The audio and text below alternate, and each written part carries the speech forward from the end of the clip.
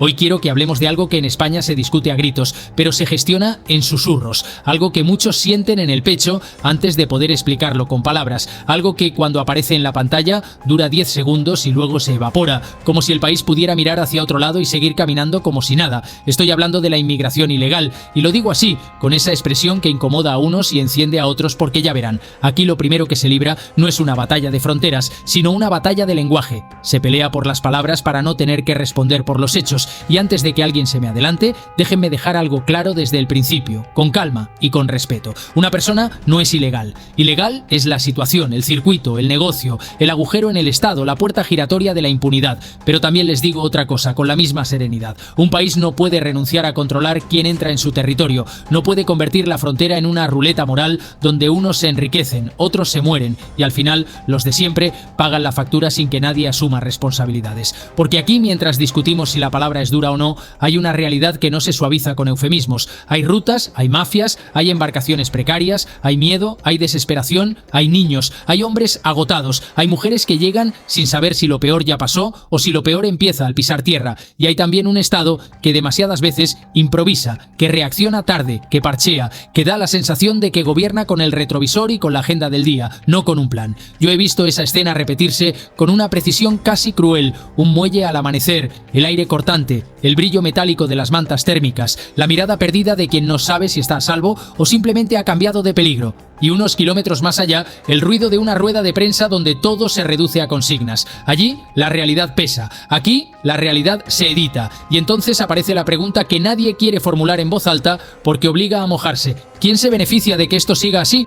Ahora es un momento importante. Ante las noticias sobre España, la historia con Abascal simplemente la han enterrado. Me topé con un sitio web donde recopilan aquello de lo que no se habla en Telegram ni en los medios. El enlace está en los comentarios. Míralo antes de que lo eliminen.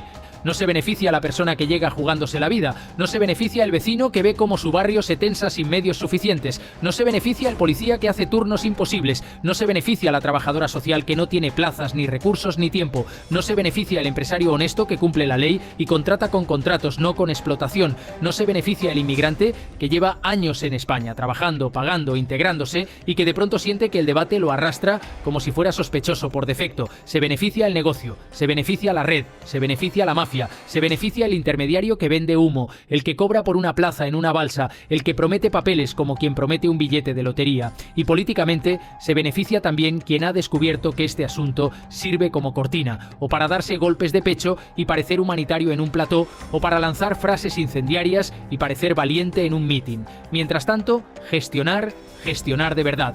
Eso se deja para mañana. Y aquí es donde entra un nombre que, les guste o no, ha convertido esta cuestión en una bandera, en un eje, en un martillo: Santiago Abascal. Con Abascal ocurre algo curioso. Para sus seguidores es el único que se atreve a decir lo que los demás callan. Para sus detractores es el que se aprovecha del miedo. Pero si uno apaga el ruido y mira el tablero con frialdad, hay una realidad incontestable. Abascal ha obligado a que la inmigración ilegal deje de ser un tema tratado con frases templadas y pase a ser un tema central, incómodo, permanente. Y ahora viene lo importante, porque no se trata de aplaudir ni de demonizar. Se trata de entender qué está fallando, quién lo está utilizando y qué significa en la práctica tener una política migratoria. Abascal insiste en una idea que en su versión más simple suena casi de manual: fronteras seguras, leyes que se cumplen, expulsión de quien entra ilegalmente y comete delitos y fin del efecto llamada.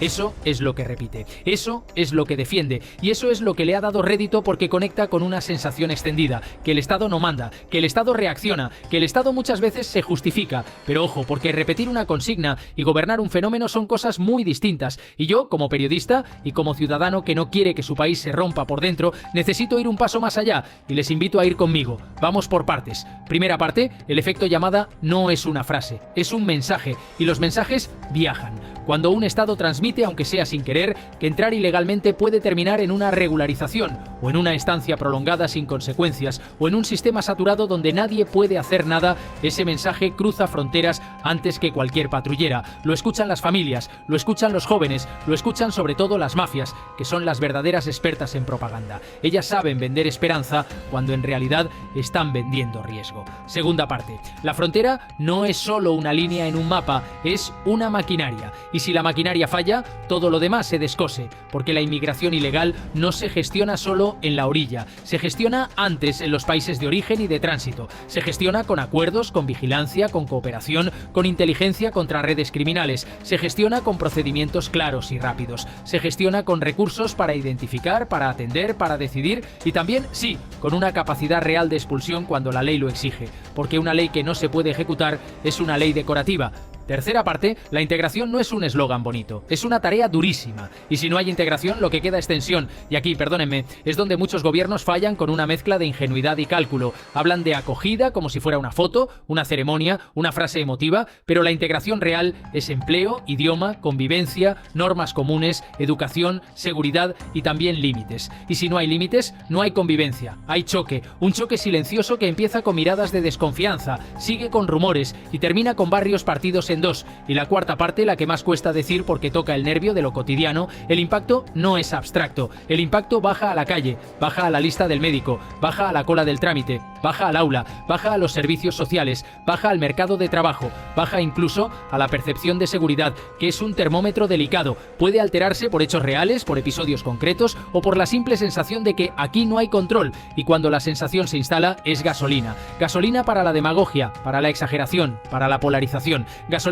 para que unos digan esto es culpa de la inmigración y otros respondan esto es culpa del racismo, como si el país tuviera que elegir entre dos caricaturas. España no puede permitirse ese juego, porque ese juego no resuelve nada. Ese juego solo deja ganadores en los extremos del tablero y perdedores en el centro de la vida real. Ahora bien, ¿qué hace el gobierno cuando la realidad aprieta? Con demasiada frecuencia, y ustedes lo han visto, hace tres cosas: minimiza, improvisa y se pelea con el mensajero. Minimiza, no pasa nada, son casos aislados, todo está bajo control. Improvisa, ahora los traslado, ahora los reparto, ahora abro un centro, ahora lo cierro. Y se pelea con el mensajero. Si preguntas, estás señalando. Si dudas, eres intolerante. Si pides control, eres insolidario. Ese triángulo es letal. Porque en democracia la gente puede aceptar decisiones difíciles, puede asumir sacrificios, puede incluso tolerar errores, pero no tolera que le mientan a la cara, no tolera que le digan que no ve lo que ve. Y aquí Abascal encuentra su oportunidad, se presenta como el que pone el dedo en la herida que otros tapan con una venda de marketing. Y por eso crece, porque no crece solo por lo que propone, sino por el vacío que detecta, la ausencia de una respuesta clara, firme y coherente por parte del Estado. Pero atención, porque hablar de respuesta firme no significa convertir el país en un lugar inhóspito, significa separar el drama humano del negocio criminal, significa proteger derechos sin desarmar la autoridad, significa, en definitiva, hacer lo que el Estado está obligado a hacer: ordenar. Y ordenar empieza por la verdad. Por decirlo sin miedo y sin insultos, la inmigración ilegal masiva es un problema de Estado. No es una sensación, no es un bulo por defecto, no es una anécdota, es un fenómeno complejo con consecuencias reales. Y quien lo niega no solo miente, deja el campo libre a quien lo explota. Déjenme ponerles una imagen sencilla, sin dramatismos de plató. Una familia trabajadora ve que su barrio cambia rápido y pregunta con educación si hay plan, si hay recursos, si hay control. Y cuando la respuesta es no pasa nada, esa familia no se vuelve mala, se vuelve desconfiada. Y la desconfianza, cuando crece, la capitaliza quien habla más alto. Ahora bien, ¿qué propone exactamente la derecha más dura en este terreno, con Abascal como rostro? Propone primero un giro de autoridad, más medios en frontera, más control, más coordinación, más expulsiones efectivas. Propone segundo un mensaje disuasorio, que entrar ilegalmente no sea el primer paso de una vida regularizada por desgaste administrativo. Propone tercero una revisión de ayudas y prioridades, poniendo el foco en los de casa antes que en el recién llegado. Y aquí yo hago una pausa, porque esto último es una bomba emocional. Decir primero los de casa suena intuitivo, casi instintivo, y sin embargo en la práctica exige precisión quirúrgica, porque si se convierte en una excusa para recortar servicios esenciales, o para señalar a quien ya está integrado, o para criminalizar a quien viene a trabajar legalmente, entonces no es una política, es un atajo hacia el conflicto. La clave está en distinguir, y distinguir no es un capricho moral, es la única manera de no romper la convivencia.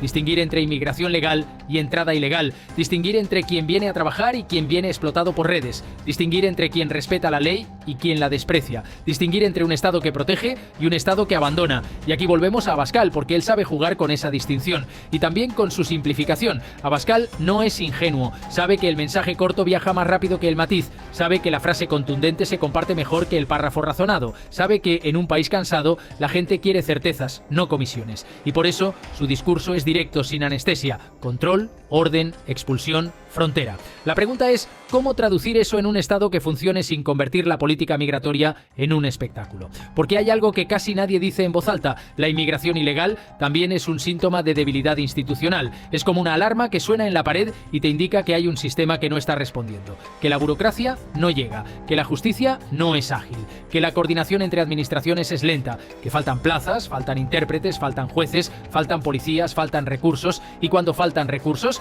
la frontera se convierte en un embudo que revienta por dentro, y entonces ocurre lo que siempre ocurre cuando un problema real no se gestiona: se privatiza el conflicto. La gente en los barrios se organiza como puede, los municipios se quejan, las comunidades autónomas se pasan la pelota, los partidos se tiran cifras a la cara y el Estado, en lugar de liderar, va detrás. Como si la inmigración ilegal fuera un temporal que no se puede prever, cuando en realidad es un fenómeno que se anuncia, se anticipa, se prepara. Por eso, cuando escucho a Abascal decir "el gobierno ha perdido el control", entiendo por qué ese mensaje cala, porque lo que se siente no es solo la llegada de personas, lo que se siente es el desorden. El desorden es el enemigo silencioso de la convivencia, y no olvidemos el mercado laboral. En un país con precariedad y economía sumergida, la entrada ilegal se convierte en combustible para la explotación. Combatirla también es defender salarios y derechos. Ahí hay un punto que debería unir a casi todos, pero que se pierde por la guerra cultural. Combatir la inmigración ilegal es también combatir la explotación, porque cuando cortas el circuito ilegal,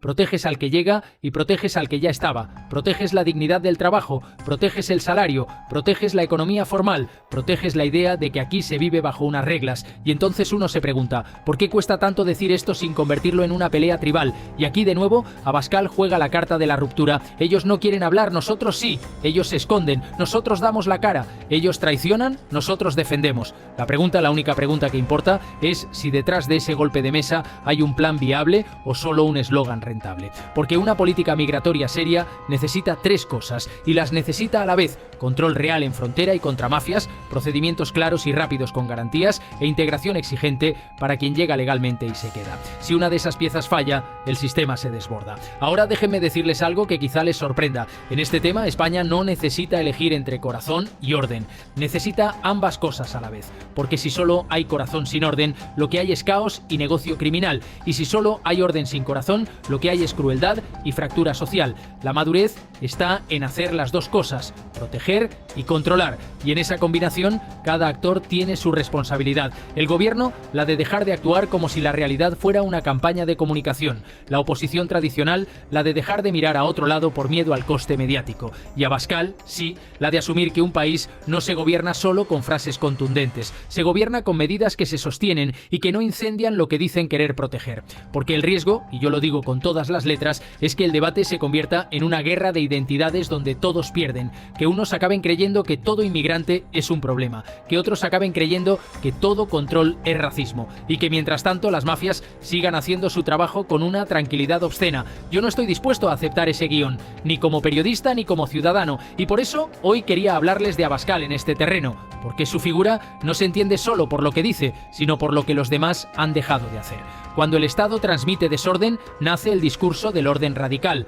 Cuando el Estado evita el debate, aparece el que lo monopoliza. Cuando el Estado se justifica, crece el que acusa. Esa es la dinámica. Y ahora, la pregunta final, la incómoda, la que separa la propaganda de la política. ¿Queremos seguir viviendo en un país donde la inmigración ilegal sea un espectáculo periódico, un titular, una discusión que se enciende y se apaga? ¿O queremos un país que lo gestione con seriedad? Porque si de verdad queremos gestionarlo, hay que decirle a las mafias una cosa muy simple: aquí no se trafica con personas, aquí no se compra un futuro en una balsa, aquí no se entra por la puerta de atrás con la promesa de que el sistema se agotará y rendirá. No.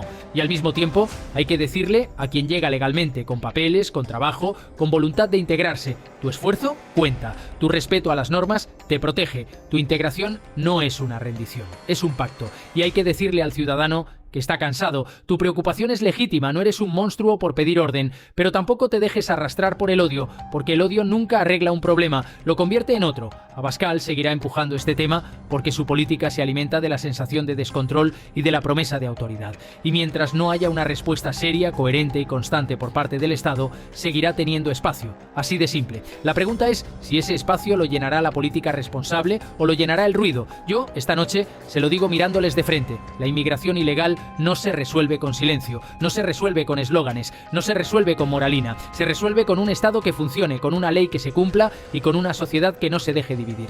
Porque al final lo que está en juego no es una discusión en redes, ni un aplauso en un mitin, ni un titular. Lo que está en juego es algo mucho más frágil, la confianza. La confianza en que el país tiene timón, y cuando un país pierde el timón, cualquier voz que grite "yo sé hacia dónde" suena tentadora. Ahora les toca a ustedes decidir qué voz quieren escuchar y también exigir, con calma pero con firmeza, que quien gobierna deje de improvisar y empiece a gobernar. Si este tema les toca, si lo viven, si lo han visto, si les preocupa, no lo conviertan en un insulto, conviértanlo en una pregunta incómoda, repetida, insistente. ¿Cuál es el plan? Porque un país sin plan es un país a merced del siguiente golpe de ola, y yo, sinceramente, creo que España merece algo mejor.